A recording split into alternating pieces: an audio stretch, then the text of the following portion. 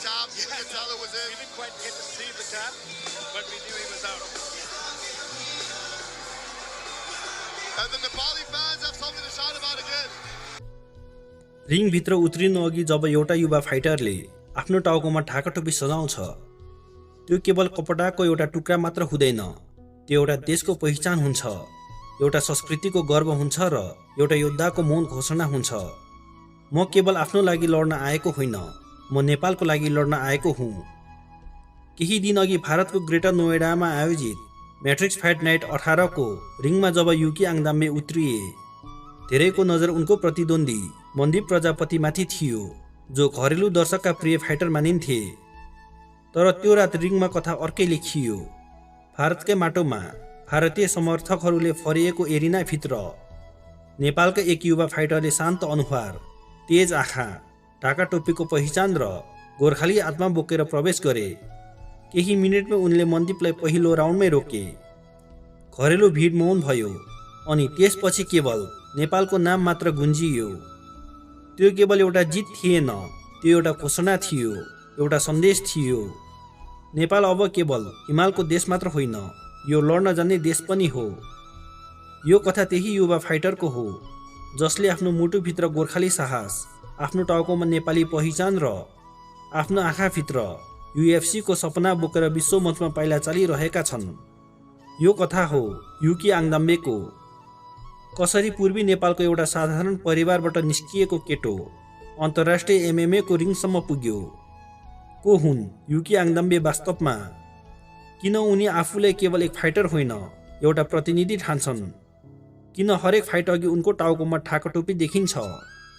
के उनको लडाईँ केवल प्रतिद्वन्दी विरुद्ध हो कि इतिहास, पहिचान र सपनाको लागि पनि हो? र आखिर के युकी आङदाम्बे साँच्चै UFC सम्म पुग्ने नेपालका सबैभन्दा बलियो दावेदार मध्ये एक हुन्? आज हामी यही कथामाथि चर्चा गर्दैछौँ। कृपया भिडियो अन्तिमसम्म हेरिदिनुहोला। युकी आङदाम्बेको जन्म नेपालमा भएको हो।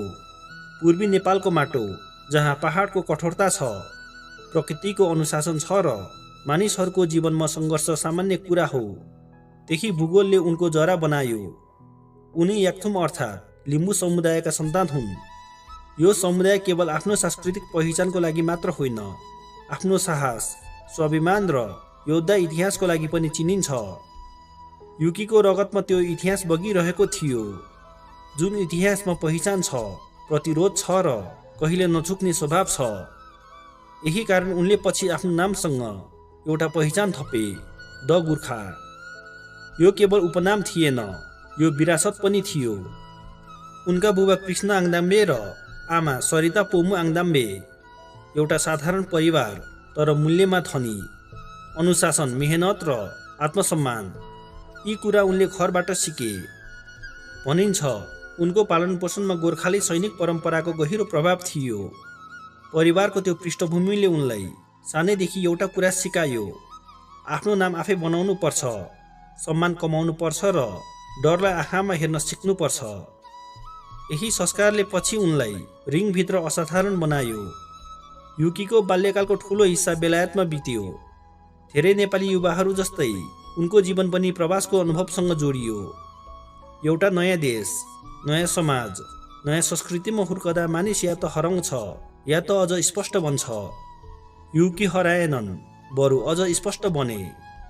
बेलायतले उनलाई एक्सपोजर दियो, डिसिप्लिन दियो, कम्पिटिसन दियो, तर त्यो आधुनिक दुनियाँभित्र पनि उनले आफ्नो जरा बिर्सेनन्। उनी विदेशी भूमिमा हुर्किए, तर मनभित्र नेपाल बोकेर हुर्किए। सानैमा उनी खेलकुदप्रति आकर्षित थिए। सुरुवात MMA बाट भएको थिएन। धेरैले थाहा नहुन सक्छ, युकी पहिले क्रिकेट खेल्थे। मैदान, प्रतिस्पर्धा, टाइमिङ र पेसेन्स, यी कुरा उनले खेलबाट सिक्दै गए। तर समयसँगै उनको मन टिम स्पोर्टभन्दा कम्ब्याट स्पोर्टतिर तानिन थाल्यो, किनकि कम्ब्याट स्पोर्टमा कुनै बहाना हुँदैन। त्यहाँ तिमी र तिम्रो प्रतिद्वन्दी मात्र हुन्छ, न लुक्ने ठाउँ, न त दोष थोपार्ने ठाउँ। जित तिम्रो, हार पनि तिम्रो। सायद यही इमान्दार कठोरताले युकीलाई MMA तिर तानेको थियो। मार्शल आर्ट्समा उनको प्रारम्भिक प्रवेश टेक्वान्डोबाट भयो। सानै उमेरमा उनले किकिङ, ब्यालेन्स, मुभमेन्ट र डिसिप्लिन सिके। टेक्वान्डोले उनको शरीरलाई गति दियो, तर एमएमएले उनलाई पहिचान दियो।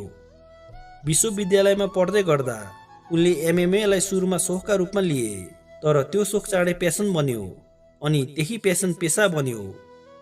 बेलायतको क्यान्टरबरी क्षेत्रमा उनले आफ्नो एमएमए यात्रा गम्भीर रूपमा सुरु गरे।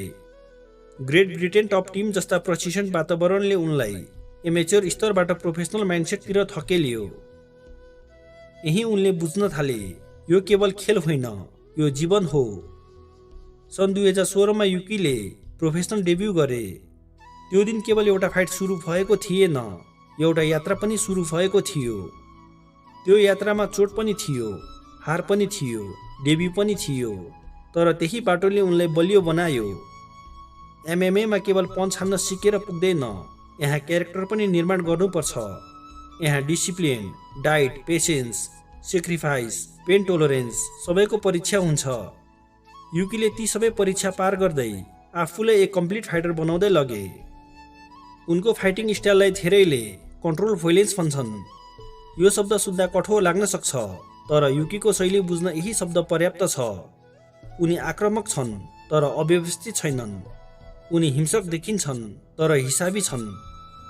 उनी छिटो आक्रमण गर्छन्, प्रेसर बनाउँछन्, स्पेस काट्छन्, स्ट्राइकिङ र ड्यामेज दिन्छन् र मौका मिल्ने बित्तिकै फिनिस खोज्छन्। त्यति मात्र होइन, उनको ग्राउन्ड गेम पनि उत्तिकै उपयोगी छ। यही कारण उनलाई केवल स्ट्राइकर भन्न मिल्दैन, उनी वेल राउन्डेड फाइटर पनि हुन्। उनी नकआउट गर्न सक्छन्, सबमिसन निकाल्न सक्छन्, पेस कन्ट्रोल गर्न सक्छन्। उनको प्रोफेसनल रेकर्ड अहिले 8 जित र 3 हारमा उभिएको छ। कागजमा यो एउटा रेकर्ड मात्र हो, तर यसभित्र वर्षौंको स्याक्रिफाइस लुकेको छ। हरेक जितमा अनुशासन छ, हरेक हारमा पाठ छ। यही हारहरूले उनी अझ निखारिएका छन्। आज उनी केवल जित्ने फाइटर होइनन्, सिकेर फर्किने फाइटर पनि हुन्। अहिले युकी इन्डोनेसियाको बालीमा बस्छन् र त्यहीबाट ट्रेनिङ क्याम्प चलाउँछन्। बाली आज एसियाली एमएमए को महत्त्वपूर्ण हब बन्दै गएको छ र युकी त्यही रहेको सोमा फाइट क्लबमा प्रशिक्षण लिन्छन्। यो जिम केवल एउटा ट्रेनिङ सेन्टर मात्र होइन, यो फाइटरहरू जन्माउने ठाउँ पनि हो। यही उनले आफ्नो गेमलाई अर्को स्तरसम्म पुर्याइरहेका छन्। उनको प्रशिक्षण वातावरण अन्तर्राष्ट्रिय स्तरको अत्यन्त कठोर र निर्दयी छ, जहाँ ट्यालेन्ट मात्र भएर पुग्दैन, निरन्तरता पनि चाहिन्छ। सोमा फाइट क्लबमा उनलाई माइक सोमा र युसुफ ओइबे जस्ता कोचहरूले प्रशिक्षण गरिरहेका छन्। माइक सोमा ट्याक्टिकल सार्पनेसका लागि चिनिन्छन्, जबकि युसुफ टेक्निकल स्ट्रक्चर र फाइट आइक्यू निर्माणमा प्रभावशाली मानिन्छन्। यी कोचहरूले युकीलाई केवल फिजिकल्ली मात्र होइन, मेन्टल्ली पनि तिखारिरहेका छन्। फाइट जित्ने कुरा केवल शरीरले हुँदैन, दिमागले पनि जितिन्छ र युकीको गेममा त्यो म्याच्युरिटी देखिन थालेको छ। उनी पहिलेभन्दा धेरै कम्पोज छन्, पेसेन्स छन् र धेरै खतरनाक पनि। युकीले Eternal MMA, Brave CF, Matrix Fight Night जस्ता प्रतिष्ठित प्रमोसनहरूमा आफ्नो उपस्थिति बनाइसकेका छन्। एसियाली एमएमए सिनमा यी प्लेटफर्महरू साधारण होइनन्। यहाँ पुग्नु नै ठुलो कुरो हो, जित निकाल्नु झन् ठुलो। युकीले स्टेप बाई स्टेप आफ्नो नाम स्थापित गरेका छन्। युकीको जीवनमा हालसालै सबैभन्दा ठुलो क्षण आयो। भारतमा भएको म्याट्रिक्स फाइट नाइट 18 मा प्रतिद्वन्दी थिए मनदीप प्रजापति। भारतका घरेलु crowd favourite, aggressive, confident, grappling oriented fighter. भारतको क्राउड आफ्नै मान्छेको पक्षमा थियो। धेरैले सोचेका थिए त्यो रात मनदीपको हुनेछ, तर युकी त्यहाँ स्क्रिप्ट फलो गर्न गएका थिएनन्। युकी त्यहाँ स्क्रिप्ट पुनर्लेखन गर्न गएका थिए। फाइट सुरु भयो। मनदीपले प्रेसर खोजे, रिदम बनाउन खोजे, तर युकी शान्त थिए। उनको तयारी योजनाबद्ध थियो। उनले पहिले भनेका थिए, म जान्दछु ऊ ग्र्याप्लिङ लिएर आउँछ, म तयार छु, र ठिक त्यही भयो। मनदीपले आफ्नो खेल खेल्न खोजे, तर युकीले त्यसलाई ट्र्याप बनाइदिए। केही क्षणमै मोमेन्टम फेरियो, टिमिङ फेरियो, कन्ट्रोल फेरियो, अनि पहिलो राउन्डमा युकीले सबमिसन लक गरे। मनदीपले स्केप खोजे, स्पेस खोजे, तर ढिलो भइसकेको थियो। रेफ्री हब डिनले फाइट रोके। भारतको क्राउड मौन थियो। नेपालको नाम गुन्जियो। त्यो क्षणमा युकीले नेपालको झन्डा समाते। रिङ वरिपरि दौडे नेपाली समर्थकहरू गर्जिए अनि केही बेरपछि फेरि उनको टाउकोमा ढाकाटोपी देखियो। त्यो दृश्य केवल सेलिब्रेसन मात्र थिएन, त्यो पहिचान थियो, सन्देश थियो, म जहाँ पुगे पनि म नेपाली हुँ भन्ने। आज युकी आङनाम्बे करियरको उकालोमा छन्। उनी केवल एउटा प्रमिसिङ फाइटर होइनन्, उनी सम्भावना हुन्। युएफसीको ढोका अझै टाढा छ, तर देखिन थालेको छ र त्यो ढोकासम्म पुग्न उनले ट्यालेन्ट मात्र होइन, स्टोरी पनि बोकेका छन्। विश्व कम्ब्याट स्पोर्ट्समा ट्यालेन्ट धेरै हुन्छ, तर पहिचान भएका फाइटर्सहरू कम हुन्छन्। युकीसँग दुवै छन्, स्किल पनि कथा पनि। उनको सपना स्पष्ट छ, युएफसीसम्म पुग्ने, नेपालको झण्डा विश्वको सबैभन्दा ठुलो एमएमए मञ्चमा फहराउने, द गोर्खालाई ग्लोबल ब्रान्ड बनाउने। र त्यो दिन सायद फेरि संसारले एउटा नेपाली फाइटरलाई ढाका टोपीसहित विश्वको ठुलो रिङमा देख्नेछ। युकी आङनाम्बेको कथा केवल एक फाइटरको कथा मात्र होइन, यो प्रवासी नेपाली समुदायको कथा हो, यो पहिचानको कथा हो, यो डिसिप्लिन, पेन, सेक्रिफाइस र प्रपोजको कथा हो। यो कथा हो विदेशमा हुर्किएर पनि आफ्नो माटो नबिर्सिने एक नेपालीको। यो कथा हो रिङभित्र मुक्का हान्ने मात्र होइन, देशको नाम उचाल्ने योद्धाको। के युकी आङनाम्बे युएफसीसम्म पुग्ने नेपालका सबैभन्दा बलियो आशा हुन्? के नेपालले अब एमएमएमा पनि आफ्नो नयाँ पहिचान बनाउँदैछ? ढाका टोपी लगाएर विश्वमञ्चमा उत्रिने यो फाइटरलाई तपाईँ कसरी हेर्नुहुन्छ? र यदि भोलि युएफसीको रिङमा युकी आङनाम्बेले नेपालको झण्डा बोकेर प्रवेश गरे, त्यो क्षण तपाईँको लागि कस्तो हुनेछ? कृपया आफ्नो विचार कमेन्ट गरिदिनुहोला। भिडियो मन परेमा लाइक, सेयर र च्यानललाई सब्स्क्राइब पनि गरिदिनुहोला। धन्यवाद।